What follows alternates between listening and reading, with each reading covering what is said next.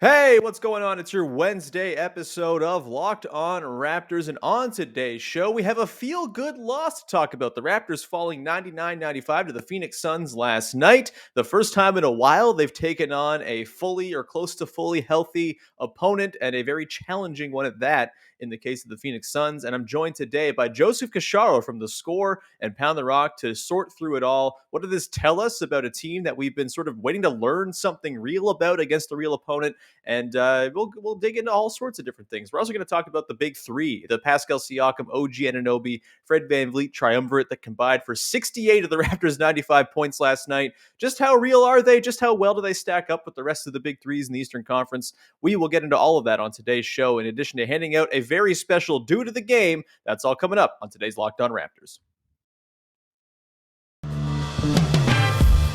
You are Locked On Raptors, your daily Toronto Raptors podcast, part of the Locked On Podcast Network, your team every day.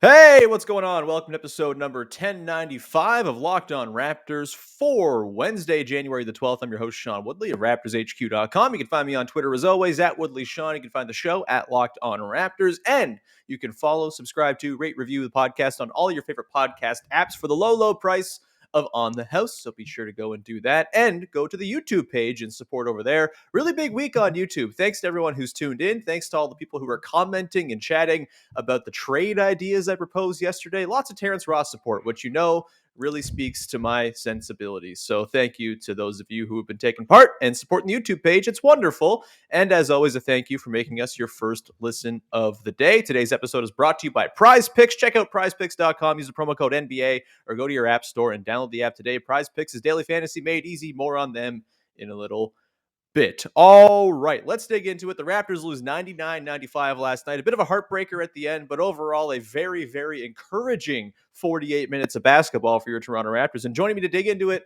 from the wonderful Pound the Rock podcast, probably my favorite NBA podcast, and of course The Score as well, is Joseph Casciaro. How's it going, pal? It's going well, man. Going well. Always appreciate the very flattering intros you give me. So There's nothing. Anytime someone decides to punch down and hang out with me, I have to be very thankful and appreciative. So, so Joey Cash, before we get into basketball stuff, I do have to talk to you about something very important. If you have listened to this podcast where Joey Cash has been on in the past, which maybe you have, maybe you haven't, I don't think you've been on in the YouTube era, and I think there are a lot of new sort of adopters of the show since then. So I'll give you a little context. We've had our feuds in the past about me not liking some Italian things like The Godfather, and most notably Nutella, the delicious hazelnut spread, or something I thought not to be delicious for a long time. I have a confession, Joey Cash. I'm not just a Nutella boy. I'm just like any hazelnut chocolatey spread, anything. You got like a rolled up cookie with some hazelnut inside. I've become a hazelnut boy, and thus I suppose I'm a Nutella boy. I don't know what, I guess you have just like my snacking habits during the pandemic, sort of like ranging out at a new sort of boundaries. I guess that's sort of to attribute to this change in my palate, but please gloat. You've been proven right. Nutella is good, in fact. Yeah, I think the pandemic, it sounds like, has refined your palate. You've got a little more taste for international flavor now. But yeah, I mean, I was shocked when I first heard that you were anti-Nutella, and it's a great Italian export. I mean, to be honest, even growing up, like whenever I'd mentioned that to friends, I mean, every non-Italian was always surprised to learn that Nutella actually is Italian. So right. I guess the guy or the family that owns it, it's the Ferrero family. So if you like Ferrero Rocher, if you like Kinder Surprise, you like all that stuff, that's all Nutella. They're very rich. They do good stuff. Yeah. They do good stuff. They've earned their fortune, I suppose. They have. No one's really earned their fortune who has a fortune, but that's a conversation for a politics or an economics podcast. We're on a basketball podcast, Joey Cash, and we have a fun game to talk about. So let's get into it, shall we? The Raptors again lose to the Suns last night. The league leading Phoenix Suns now at 31-9, with the Warriors losing last night. Raptors fall to 20-18. You get 68 combined points from Pascal, Siakam, OG Anunoby, and Fred VanVleet. You get a wonderful 13 points, 16 rebounds from Chris Boucher off the bench. It was a really sort of fun, exciting, thrilling basketball game. Even with no fans in attendance, it really felt like it had like a playoff type intensity to it, which was awesome. And I want to start here, Joey Cash, with like sort of the big takeaway from this one. And I guess the big takeaway is more of a question of what are the big takeaways from this game? Because this was the first time the Raptors have played a healthy and whole opponent in a little while. Their 6-game winning streak all came against teams that were missing their best player or some combination of very good players on their roster. And it, we thought there was some good things in there, but weren't really sure how it would carry over when a real opponent came through town. A very real opponent came through town last night. The Raptors nearly pulled one out. Joey Cash, does this give any sort of credence to you to that 6-game winning streak and sort of say, all right, that was against bad opponents, but there's something a little deeper happening here in terms of positive trajectory for this team that you think you can kind of buy into now that you've seen them go toe-to-toe against the Suns? Yeah, for sure. I think it does. Yeah. And whether it gives credence to or lends credence to the 6-game winning streak, it's almost like who cares? I think it lends credence to the fact that this team can compete with the best in the league.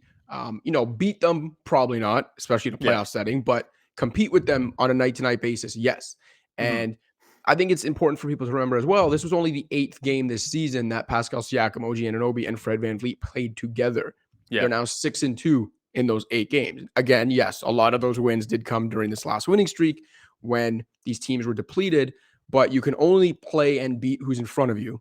And as we're talking about now, in their first real litmus test as a 2021-2022 Big Three, they went toe-to-toe with last year's finalists who were healthy, had their regular starting lineup intact, and they played them literally wire to wire in a close contest. They looked good early. They faded a bit down the stretch, which does tend to happen in the NBA or in pro sports in general when the superior team just kind of takes over as the game goes on. But I really don't think, unless you came into this season or even went into last night's game thinking that this team was a title contender, which you shouldn't have been doing, I don't see how last night's game as a whole, results, all of it, don't encourage you that this team is like on the right track and that they are good right now in the future. They're not great yet, but I think they're good in the present. I think the young talent on this team obviously teases a great potential future, but they're good right now.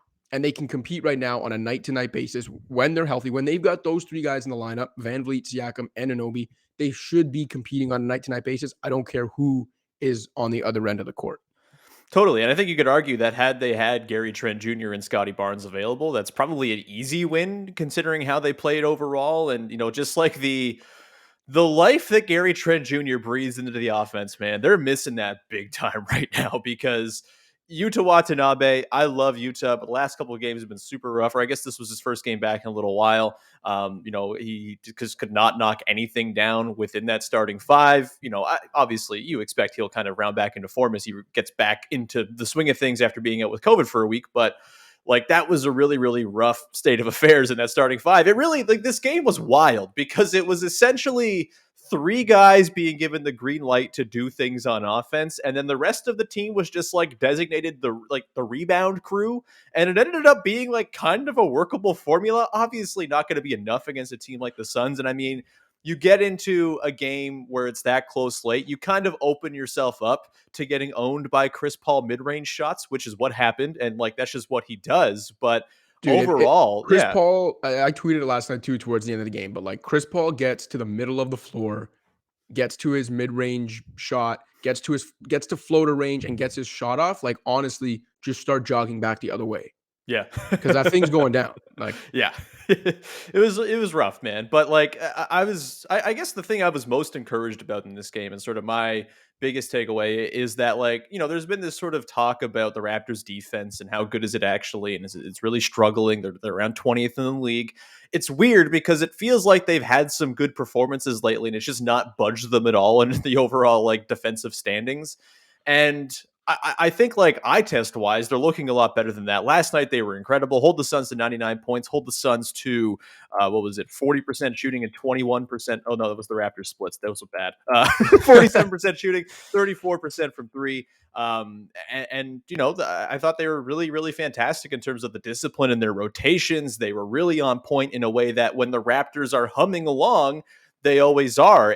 And so I think this game, for if I'm thinking of things going forward, like I already know Siakam, Fred, and OG are awesome, and we'll get into them a little bit more in terms of their standing within the East in the next segment. But as far as the defense goes, like this game gave me a lot of hope and belief that this defense is far more legit than the 20th defense in the league. And I would expect a pretty meteoric rise here over the back part of the season.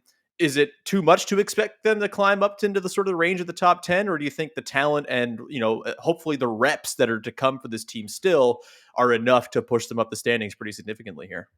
I think if they're healthy, they should move up the defensive rankings in terms of defensive efficiency. Now, I think the flip side to that is, and I know they were missing Gary, who, like you meant, like missing Gary is big because he is the bailout guy. Yeah. Like a guy that can, sure, there's going to be some shots where you're yelling no before you yell yes, and it actually goes in because it's maybe not the smartest shot, or it comes at an inopportune time, or it's just they could have found a better look on that possession. But on this team and the way that they struggle or should struggle in the half court, you need a guy like Gary Trent to be able to bail you out of some possessions. And they were actually desperately needing that last night against a very good Suns defense. Now, having said that, still, even with Gary in the lineup, I do think the same way we're talking about defensive regression to the mean actually meaning a progression up the defensive ranks. Yeah. I do think that might coincide with this team looking like more who we thought they were, which means the offense regresses to the mean in the opposite direction. And I actually think the funny thing with last night is that was more in line with the team I expected to watch this season, where it's like they're defending their asses off. Some of those late fourth quarter possessions where the Suns are moving the ball beautifully and they score on most of them, actually. The Raptors' defensive activity, hustle, just moving on a string as a team, like all of it was almost flawless. It was flawless. They just ended up not even allowing. The shot just went in. But it was pretty much flawless defense. Offensively, they struggled all night and stayed alive because of their offensive rebounds. Like that very much was the team I expected to watch this season, right? Like we know they're undersized from a pure height perspective, but they've actually got great length, and length and effort can make up for being undersized, not overall, but it can in certain areas. Crashing the glass, the offensive rebound is one way. And we knew coming into this year, because I think Nick Nurse talked about it coming into the year, but they were going to crash the offensive glass. They're second in offensive rebound rate last year. Last night, they rebounded more than 43% of their misses. There was 41 available defensive rebounds for the Suns to grab. The Raptors grabbed 22 of them. Sorry, there was 51 and they grabbed 22 of them. That makes more sense. But but that's what I thought was interesting, that this was the team I expected. It defended their asses off, defended really well. Their offense had to subsist on crashing the offensive glass and getting second chances because the half court offense was pretty muddied, and even in transition, the Suns do a good job of getting back. But the thing that burned them last night is that they put up big numbers in the offensive rebound category, but it didn't really result in anything. Like they ended up with 16 second chance points, which when you have 22 offensive rebounds is nowhere near enough, especially when your half court offense is what the Raptors is and was last night. Like they had 12 more offensive rebounds than the Suns, but only outscored them in second chance points by 5 points. Yeah. And that was almost the game right there. Like you finish a few more of those offensive rebounds, putbacks, whatever, they probably win that game because of that offensive rebounding. So in so many ways, it was the team that I expected to watch this season, and I think might be the team that we see more often in the second half of the season, where the defense ends up being closer to what we thought it would be, but that probably means the offense slides back to what we thought it would be. Because as encouraging as the offense has been this season, I'm not sure I believe that they can be a top 10 offense, basically wire to wire. But I also think they're a lot better than the 20th ranked defense. Yeah, I want to dive a little bit further into this and sort of move it into a conversation about the sort of big three that the team is built around, right? And it's not really a big three because Scotty Barnes and Gary Trent Jr. are huge parts of this team as well. So it's it's a big three with two very large fours and fives as well. But we will get into that in just a second. I have an interesting stat from NBA.com as well I want to dive into that kind of all plays into this like bafflingly effective offense that doesn't really make any sense that we expect to regress, but maybe you just never will. We'll get to that in just 1 second here. But first, I want to tell you about our friends over at Prize Picks. Prize Picks is daily fantasy made easy. If you have not checked it out yet, you're missing out. I'm telling you, you got to go check out this app for NBA and mixed sport pick'ems. And you can go right now. It's the very best NBA DFS prop game on the market. You can download the app, and it offers more NBA props than any other DFS prop operator, and offers all the superstar players as well as bench players, only recording a handful of minutes each game. You want to bet on Justin Champagnie, you take the over on offensive rebounds? That sounds like a way to win yourself some cash with Prize Picks. They offer any prop you can think of, from points, assists, rebounds, threes made, etc. All of the users that deposit and use the promo code NBA get a 100% deposit match up to $100. That is an incredible deal. Get yourself $200 to play with just by putting in that promo code NBA. You pick 2 to 5 players, you get an over-under on their projections, and you can win up to 10 times on any entry, and it's just you versus the projected numbers. And you can also do mixed sport entries as well, right? So if you want to do like the over on Joel Embiid points and the under on, oh God, who's an NFL quarterback who's still in the playoffs? This is exposing me. Jalen Hurts rushing yards? I don't know. Then you can go and do that as well on Prize Picks. It is a wonderful, wonderful thing. You get to mix all the sports you love and win some cash. It is the award-winning app. You can find it both on the App Store and Google Play. Entries can be made in 60 seconds or less. It's that easy, and Prize Picks is safe and offers fast cash withdrawals. So go to prizepicks.com today. Use the promo code NBA in the App Store and download the app, and get yourself that 100% match. If you're not playing Prize Picks, you honestly do not know what you are missing. Go check it out. All right, we continue on here with Joseph Casciaro of Pound the Rock and the Score on your first listen of the day. Let's continue on that thread we were on, sort of about the expected regression for this team. You know, again, the offense last night sort of hinted towards, hey, maybe this isn't a top 10 level offense. Again, you got to bake in the fact that they were playing with 3 dudes and a bunch of guys who were not really offering a whole lot outside of Chris Boucher, who was also 4 for 9 from the field. And like we've talked about the idea of the offense not being a top 10 offense sort of on talent and merit all season long, and have been expected it to fall apart, and it has not. And it's kind of baffling. It still remains a top 10 offense, number 9 in the NBA as of this morning per NBA.com at 110.9 points per 100 possessions scored. Even sort of furthering this as well, Joey Cash, interesting stat for you. I was digging into the Raptors' crunch time numbers today because they lost a close game last night. I always like to see how they're doing in that department. Obviously, these samples are noisy and kind of arbitrary in terms of their endpoints, but either way, the Raptors right now, in terms of clutch minutes, which is within 5 points, under 5 minutes left in the game, they've played 60 of such minutes this season, have the number 5 offense in the NBA in clutch situations, 117.7. They have a plus 4.8 net rating in crunch time. I'm surprised by these numbers, honestly, and like the way people talk about how the late game offense works.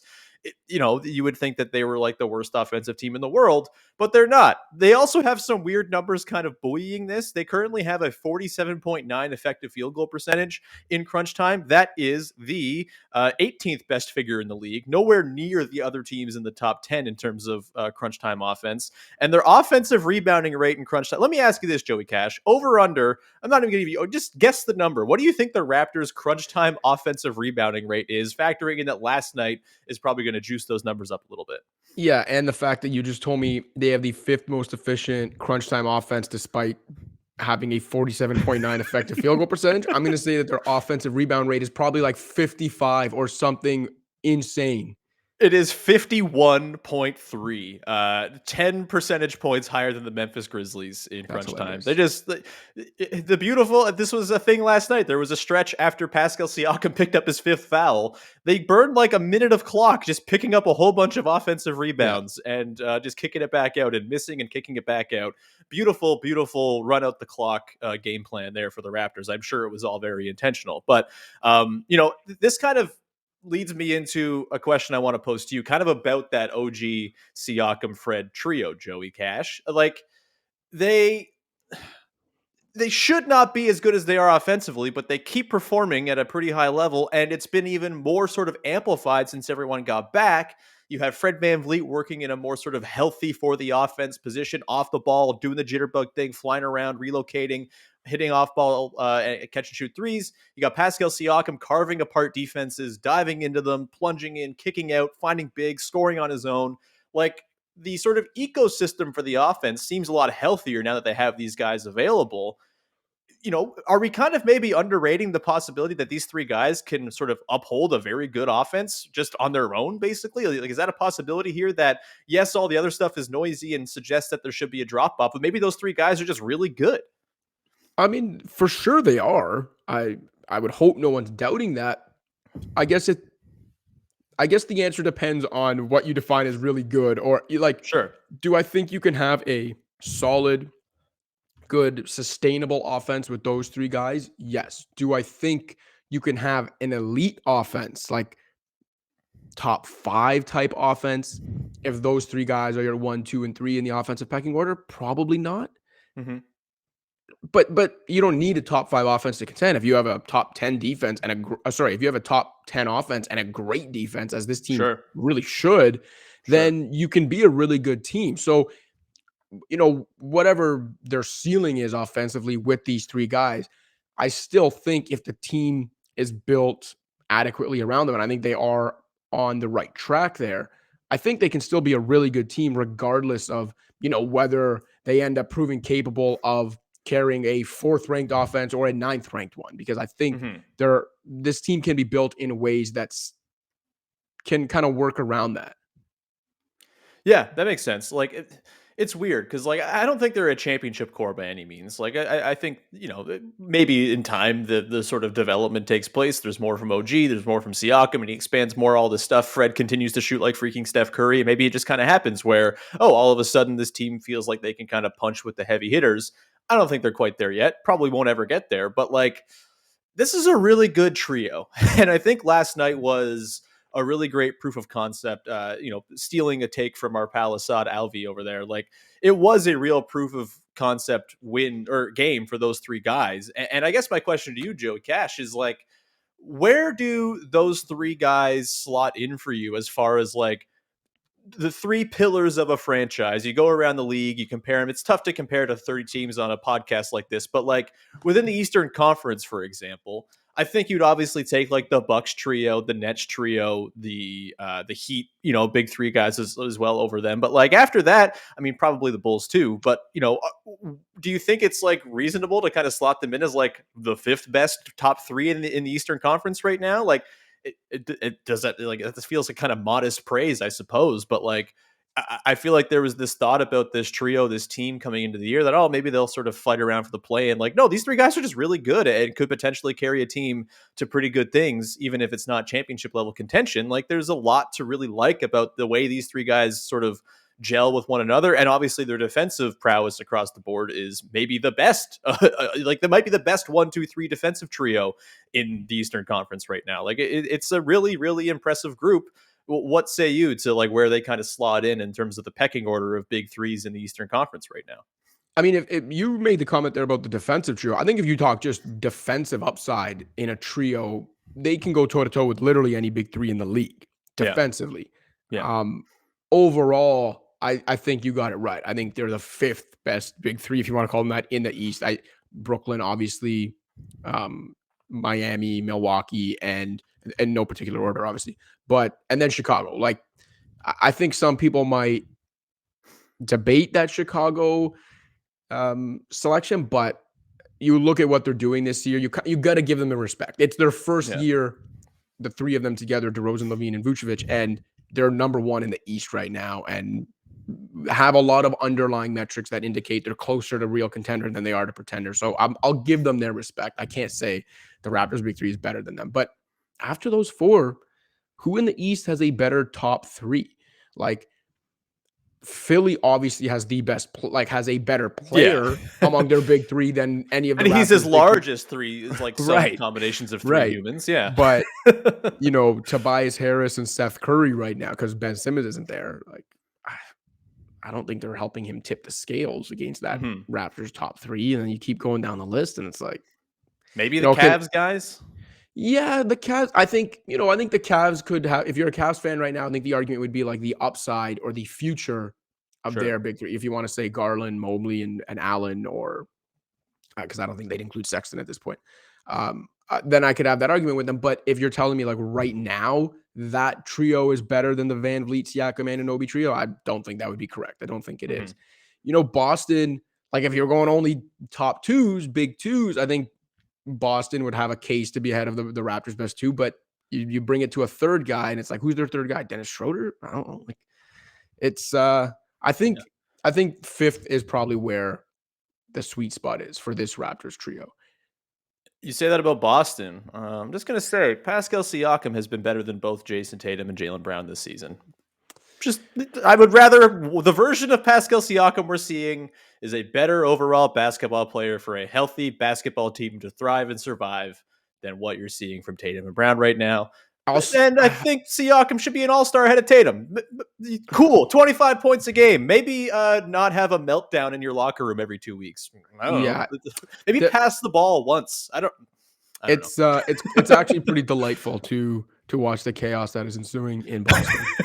Personally, but Tatum. I think Tatum's actually having a good year, and it's weird because I feel like individually both those guys are having a good year, but doesn't really necessarily. It's not working together. But I will say, like, I'm not ready to say Siakam's having a better year than Tatum. I think he's having a better year than Brown. But what I will say is, although Tatum's been pretty inefficient, I don't know. Like he's like 52.5 true shooting or something. Yeah, he hasn't been that great. VanVleet, I think, has been better than all of them. Like if you were asking me between the Raptors and Celtics, who's the best player based only on what's happened this season, I would say Fred VanVleet. Oh, what a delicious sentence. We're just going to leave the segment off there. We're going to move into the dude of the game coming up in just a second here. But within that, we're going to have to sort of talk about a couple of guys who are not going to win dude of the game because it's a very special dude of the game. But there are a couple of guys who deserve some shouts as well for their dude-ish efforts last night. So we'll get to that in one sec. But first, I want to tell you about our friends over at Built Bar, making the best tasting protein bars money can buy. They are delicious and they are good for you. If you, like me, are trying to wean yourself off of eating like a monster, goblin, gremlin, whatever creature of the night you want to sort of pass along over the last couple weeks during the holidays, then Built Bars are for you. They help you get off of those bad eating habits and have something that's indulgent without having it be very, very bad for you. Most Built Bars contain 130 calories, 4 grams of sugar, 4 grams of net carbs, and 17 grams of protein. Compare that to a regular candy bar, which usually has around 240 calories as a minimum, 30 grams of sugar, and dozens of net carbs. It's just not, you're not getting the protein in that either. Why would you do that to yourself? Why would you have a candy bar when you could have the protein bar that tastes like a candy bar? They got a ton of flavors for you as well. There's a flavor for everybody. If you don't like the fruity flavors, they got mint brownie. If you don't like mint brownie, they've got fruity flavors. They've got stuff in between as well. Go check out Built Bar. I certainly recommend them. They're delicious and help you get through workouts. Nice little meal replacement, nice little snack in the afternoon. Can't go wrong with a Built Bar. Go to Built.com. Use the promo code LOCKED15 to get 15% off your order. That is the promo code LOCKED15 for 15% off at Built.com. Go check them out. And today's show is brought to you by betonline.ag, who would like to wish you a happy new betting year as we continue our march towards the playoffs and beyond in all the sports across the board. BetOnline remains the number one spot for all the sports wagering action for 2022. It's a new year, and you got a new updated desktop and mobile website to sign up today at and receive a 50% welcome bonus upon your first deposit. Just use the promo code LOCKEDON to get started. From football, basketball, hockey, boxing, and UFC, right to your favorite Vegas casino games. Don't wait and take advantage of all the amazing offers for 2022. BetOnline is the fastest and easiest way to wager on all your favorite sports. BetOnline is where the game starts. All right, rounding out our episode here, breaking down the Suns game with Joseph Casciaro of The Score and Pound the Rock. And Joey Cash, we got to hand out the dude of the game. It is the segment everyone's talking about, and we're going to hand it out in just a second. But first, I want to give some love to a couple of guys who are not going to win it, who on a normal night would probably have deserved it. Justin Champagnie and Chris Boucher. Boucher last night, again, 13 points, 16 boards in 37 minutes, had 9 offensive rebounds. Champagnie comes in, plays 10 minutes, has 5 offensive rebounds, pokes a ball away from Chris Paul in a one-on-one isolation situation. Just beautiful stuff. He had 2 points to go along with his 5 boards and that 1 steal. And both of those guys were just pivotal in helping the Raptors kind of survive this one as things got hairy in the second half. I guess we can start with Boucher quickly here, Cash. Like the Boucher we've seen lately, where he's kind of abandoned this, like, you know, high volume 3-point shooting for a little bit more of sort of a grimy, skinny Reggie Evans ass, like role within the team. Do you think this version of Boucher is like a sustainable commodity for the Raptors? Like anyone right now that you can trust on top of the main five guys is absolute gravy for this team and an absolute huge aid to them as they try to navigate lineups where all five guys are not available. And Boucher's been doing that for a good few weeks now. Like, do you think this is legit, this new version of Boucher where he's not kind of running and gunning and trying to knock down threes all the time, but is instead getting in the dirty areas and doing nasty stuff, dude stuff, as it were? I'll say this. I think for his long-term viability in the NBA as an NBA rotation player, it better be because yeah, like the shooting is obviously nice. The fact that he can space the floor at his size is nice, and those things are important. But I know I've talked about it a plenty of times. A lot of people, in the Raptors Twitter sphere and everywhere have the basketball IQ is lacking. Like I'm sorry, it Yeah. just is. You see it way too often. The mistakes he makes defensively, even offensively, sometimes jumping for every rebound. Like there's a lot of things where he's going to cost you in a lot of ways because of that. Mhm. But what this guy can do better than most NBA players is hustle at just a different level. He does have a kind of a great nose for the ball and pursuit for the ball. And he just reins himself in a little bit. So I think for his sake, and yeah, for the Raptors' sake, because their depth hasn't shown through this season, he needs to be that guy. He Mhm. needs to be the hustle guy that, like you said, is going in the dirty areas, that is keeping possessions alive, that's doing all that stuff. Because if he's not doing those things, if he's not doing the little things, then the mistakes he makes are often going to negate the points and the rebounds he's putting up anyway. So if he's not Mhm. doing those things, it's not a good look for him long term, and it's not going to help the Raptors much. So I think it is sustainable if he kind of locks into fulfilling that role. And yeah, like I Mhm. said, I think for his sake and his long-term viability as an NBA rotation player, I think it better be sustainable. Yeah, I think it's pretty sustainable too, because it's not like he's being fueled by like a 48% stretch from three on like 9 attempts like he did last year in the garbage time season. It was all garbage time last year, by the way, at least in the back half of the season. I didn't take anything out of the back half of last season. But, you know, this is more of a sort of like just sort of he's put it upon himself to try harder in a lot of ways and like be more disciplined in his defensive rotations. And you're seeing the results. I mean, you're seeing him swat Chris Paul threes away, like with a hilarious amount of ground covered in recovery to do it. Like that is a Chris Boucher I think I can vibe with and have, be a regular part of this team. I've been pretty low on Boucher and his sort of chances of helping out this roster in a meaningful way ever since he really joined the team. But this version of Boucher, where you're not relying on him to be like a pillar of your offense off the bench and he's just kind of doing the dirty stuff, that's a great thing for me. And I think that's a great thing for the Raptors, of course, too. Justin Champagnie as well, very quickly. I mean, God, what a delight that guy is. Just, again, knows where to stand all-star, knows exactly where to be at all times, great rebounding instincts, just kind of has the ball fall into his grasp like a little baby falling from the stork's like talons, is that I guess so? Like just like Yeah. scooping up little baby basketballs and feeding them to the rest of the guys to potentially shoot and hit, but mostly brick last night. But like Champagnie for you, like should he just be playing regular heavy minutes off the bench for this team? Like I know Precious Achua is kind of like a bigger investment for the team right now, but like for me, I feel way more comfortable when Champagnie's playing than when Precious is playing, because Precious is a wild card in kind of a good way, but also a horrifying way. Champagnie, the exact opposite of that. He's just like putting an 8 on the table every single time. It's just like it's you reliable, it's steady, it's not going to wow you or anything like that, but you got a chance when he's out there. Thoughts on Champagnie in his case for more minutes? Yeah, well, I think he's consistent, as you mentioned. I think even if you're talking about him versus Precious, I think it's the difference between ceiling or upside and floor, right? I think with Justin Champagnie, you know what the floor is, and it'll be there every night. Consistency. I think Nick Nurse is desperately searching for that on this team this season. With, like I said, the depth that hasn't really shown through. Precious, future wise, like all of that. I think the upside and the ceiling is higher. It's there. Mm-hmm. So I understand kind of the long term vision there, but yeah, I think Champagnie has earned more minutes going forward, especially as this team looks like they are ready to compete for something. Now, how much they're ready to compete this year, I don't really know yet, but they're ready to compete at the core level. Like they're Yeah. a playoff caliber team that will be competitive every night if they're healthy. That if they were to go in the playoffs, depending on the matchup, I think they probably wouldn't win around, but I think they can talk themselves into thinking they can beat some team in the East.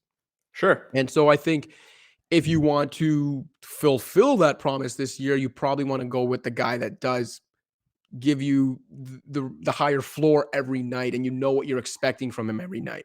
If it Mhm. becomes more of a development season, then maybe Precious becomes a guy. But even from that perspective, like Champagnie's a rookie, an undrafted rookie, but he Yeah. has some future promise too. I did a piece. This is the second year in a row I did this piece called the All Nobody Team.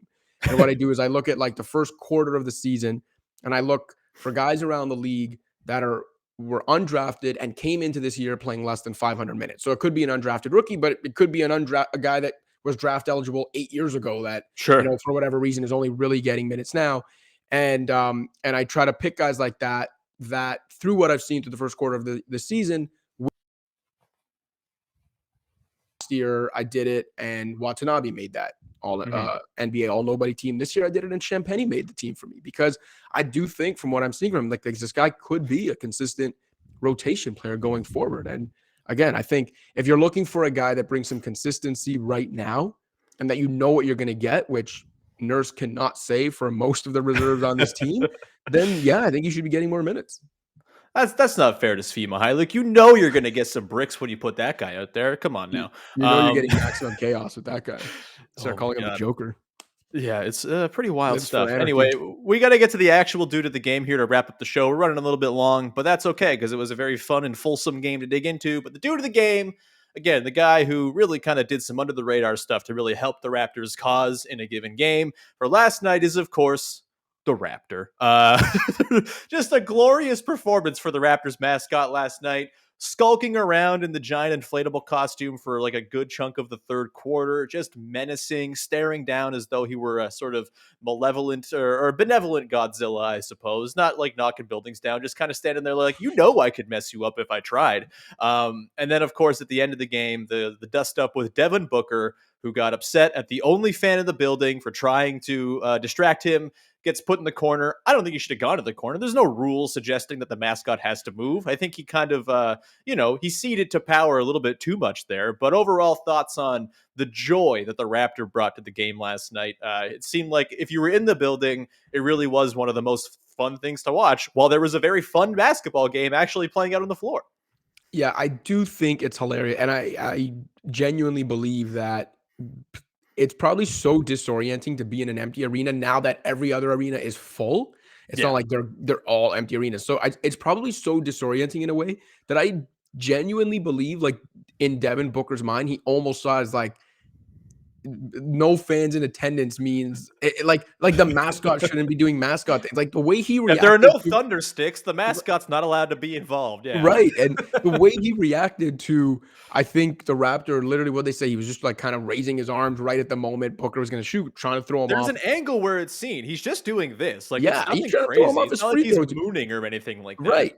And so that's what I'm saying. It's like hilarious to me that Devin Booker, one of the great players in the game, who has taken countless free throws in hostile arenas throughout his career, and probably did like earlier this week and will next week, because he's going to be in arenas with fans of them, with mascots doing whatever to distract them. It's never phased them. But then because it was in an empty arena, it was like, so, hey, wait, this guy's not allowed to do that. There's no one here. It's like, yeah, no, He's not allowed to do the job that he's been doing for 25 years. Yeah. I just thought it was hilarious. It's like Devin Booker thought that it's like he thought because there's an empty arena, the mascot's also not allowed to do mascot things. Like, it's, well, if he's not entertaining fans, he's not allowed to distract me.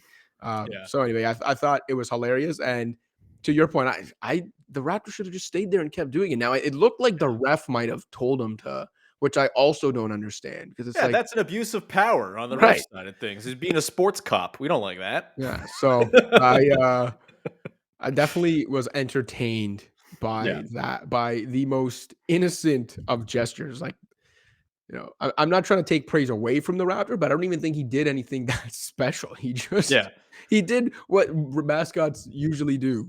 They tried to distract the road player. It's very sad and somber existence for him right now. Go read Doug Smith's piece today in the Toronto Star as well. He wrote about the solitude of the Raptor right now. It's hard to watch, man, but I'm glad the Raptor is making it work. Raptor's doing his darndest to insert his presence into the game when he can. And frankly, I think that with no fans, he should be allowed to take like greater liberties. Like he should be able to, like, I don't know, bring out all like the baby raptors and like have them do thunder sticks or something like that. Yeah. If he wants to do full nudity behind the net, I think that should be allowed. Obviously that's not going to happen, but any last lingering thoughts on today's due to the game? I think that it would have been great if Joakim Noah was in attendance to set Devin Booker straight, because if you recall that infamous summer run that a bunch of NBA guys had when Devin Booker got up. I can't remember who it was that went to double him when Devin Booker said, like, there's no doubles when No you're playing doubles in pickup pickup. ball. Yep. Yeah, because you're trying to work on your game. Joakim Noah was the one who was on the other team that then fired back at him. This is working on your game. That's part of the game. Yeah. So we needed Noah to be in attendance last night so that he could have reminded Devin Booker that road fans, mascots, etc., trying to distract you at the free throw line is part of the game, bro. We also definitely need like I don't know. I totally lost my train of thought. No, we need to send the Raptor down Why, to is like someone in the Devin Booker's. background doing this to you right now? Is that why you Yeah, lost? that's the thing. There's like a thing right here. The Raptors just distracting me. No, they got to send the Raptor down to Devin Booker's pickup runs as like an off-season field trip or something like that to really work on his craft. That's going to do it for today's show. We ran long, but again, really fun game to talk about, and it was just a delight to dig into it with you, Joseph Casciaro, host of Pound the Rock. Where can people check out your wonderful work? The usual, find me on the Score app. Just wrote something yesterday actually about why DeMar DeRozan is more playoff proof now than he was in the past. So you can check out my work. Check out my work on the app. Check out myself and Joe Wolfon on the Pound the Rock podcast. And I'd encourage people as well to check out the Score on YouTube, because we do kind of like 3 to 10 minute videos, different series on kind of trending things in the sports world, but we come at it from a little bit more of a lighthearted point of view. So those 3 places. Awesome stuff. Everyone go check out Pound the Rock, check out the Score, check out all of Joey Cash's stuff. And if you're on YouTube watching the Locked On Raptors YouTube right now, just go flip over to the Score and subscribe over there as well, in addition to subscribing here and telling your friends about the podcast. Wherever you get your podcasts, please subscribe, follow, rate, review, all that good stuff. Go make your second listen of the day now, Locked On Bets, as our pals, your boy Q and Lee Sterling, are helping you sort through the madness that is the COVID-ridden sports landscape right now, and still helping you win some money. So go check them out over there. And we'll be back again tomorrow as Amy Audibert is going to join the show, who's been doing some killer work both as a sideline reporter and more recently a color analyst on Raptors broadcast on Sportsnet. Very excited to have Amy on the show. That'll be tomorrow. And then Katie Heindel will pop by on Friday, probably for something like a mailbag or some sort of fun conversation to close out the week. So that's what you have to look forward to. Joey Cash, thank you, man. This was lovely. And for those of you out there, thank you for tuning in. We'll talk to you again tomorrow with another episode of Locked On Raptors. Bye-bye.